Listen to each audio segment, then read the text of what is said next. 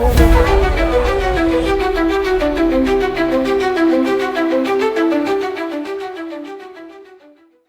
बात झारखंड के सरकारी अस्पतालों के बदहाली की करेंगे और सवाल पूछेंगे कि आखिर जब माननीय की तबीयत खराब होती है तो वो दिल्ली कूच कर जाते हैं, लेकिन जब झारखंड का एक गरीब आदिवासी मूलवासी अल्पसंख्यक गरीब की तबीयत खराब होती है तो वह अपने घर से स्थानीय प्राथमिक स्वास्थ्य केंद्र जाने के लिए भी सोचता है।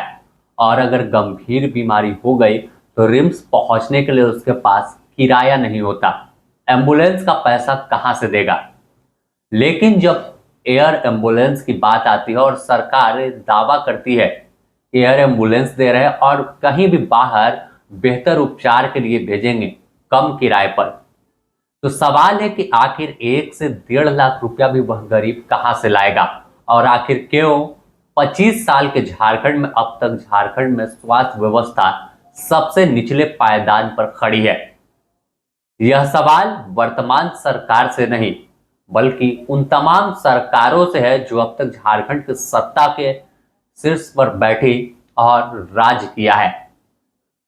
तमाम उन नेताओं से है, उन तमाम स्वास्थ्य मंत्री से सवाल है कि आखिर आपने किया क्या।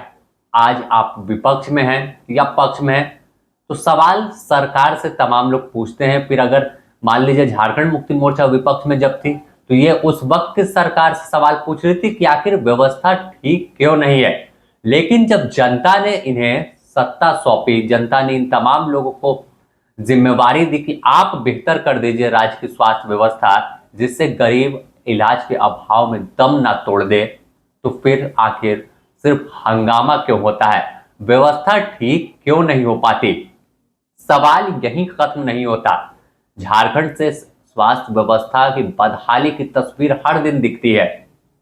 कहीं खाट पर जो मरीज हैं वो लाए जाते हैं, एम्बुलेंस नहीं पहुंच पाती है, तो कहीं एम्बुलेंस पहुंची तो अस्पताल में जब मरीज पहुंचता है तो वहां पर डॉक्टर मौजूद नहीं रहते। अभी एक दिन पहले ही खबर आई कि रिम्स के गेट पर जो है एक बच्चे ने दम तोड़ दिया, उसे ऑक्सीजन और समय पर उपचार नहीं मिला।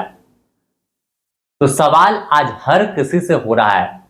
अगर देखें बीते कुछ दिनों में तो झारखंड के कई मंत्री, कई माननीय की तबीयत खराब हुई, वह भाजपा से भी हैं, झारखंड मुक्ति मोर्चा से भी है, कांग्रेस से भी है।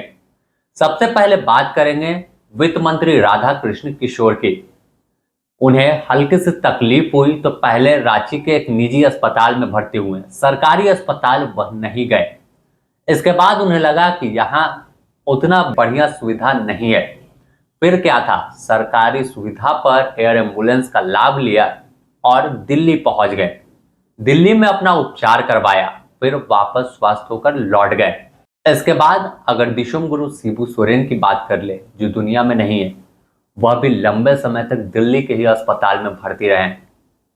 इसके साथ अगर शिक्षा मंत्री रहे रामदास सोरेन की बात करें तो उनकी भी जब तबीयत बिगड़ी तो समय पर उपचार नहीं मिला, अस्पताल गए, वहां से फिर दिल्ली रेफर कर दिया गया एयर एम्बुलेंस के जरिए। फिर बात करें जो मंत्री हफीजुल हसन हैं, उनकी तबीयत बीते कुछ दिन पहले भी बिगड़ी थी, हार्ट का ऑपरेशन हुआ तो उन्होंने झारखंड के अस्पताल को सिलेक्ट नहीं किया, वह भी दिल्ली पहुंच गए। दिल्ली में इलाज हुआ, वापस लौटे। अब फिर जब सांस लेने में तकलीफ हुई और तबीयत नासाज हुई तो वापस से फिर एयरलिफ्ट कर दिल्ली पहुंचे।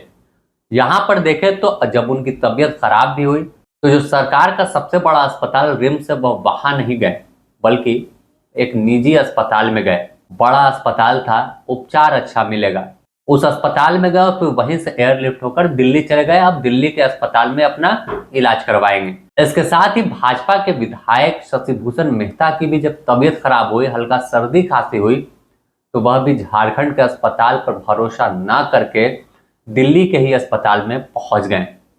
ऐसे लिस्ट काफी लंबी है, जो बताने लगेंगे तो समय कम पड़ जाएगा।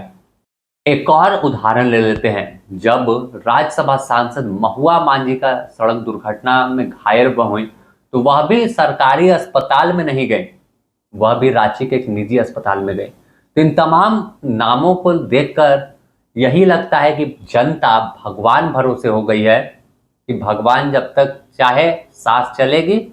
डॉक्टर और अस्पताल की तो उम्मीद ही अब झारखंड में छोड़ देना है, क्योंकि इनके पास इतना पैसा नहीं है कि ये एयरलिफ्ट कर खुद को दिल्ली भेज सकते हैं, अपने परिवार के लोगों को वहां बड़े अस्पतालों में इलाज करवा सकते हैं।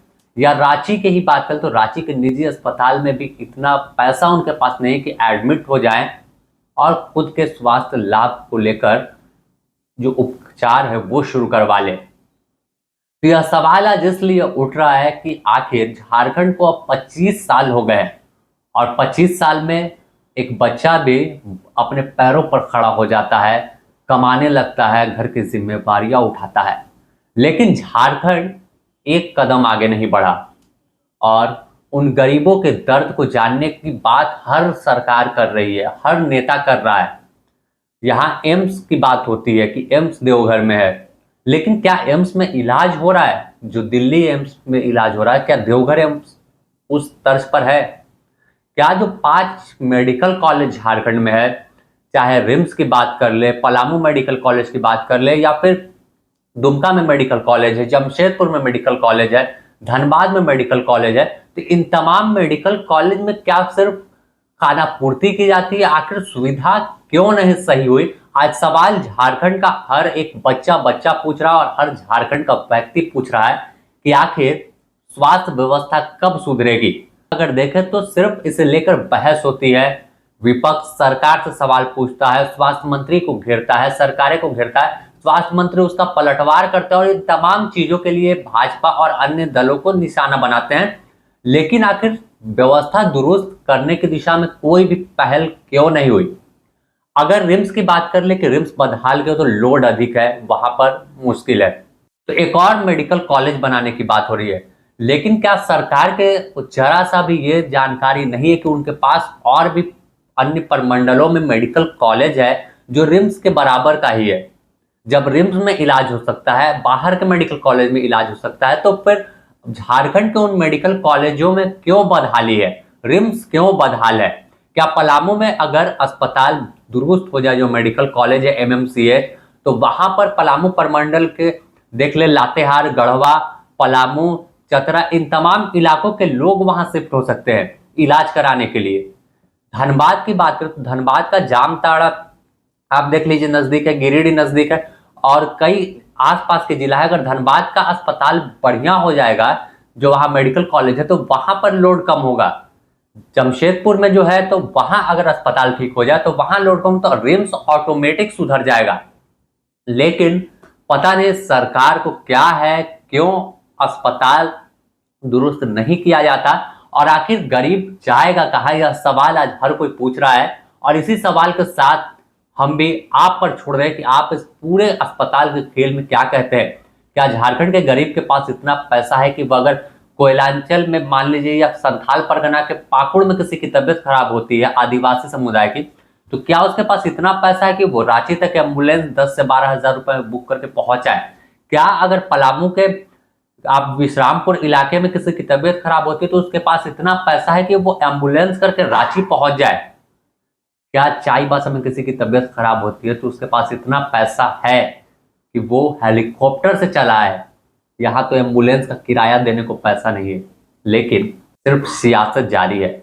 बने रहे द न्यूज पोस्ट के साथ, इससे जुड़ी और भी अपडेट आपको देंगे और ऐसे ही सवाल तमाम सरकार से हम पूछेंगे।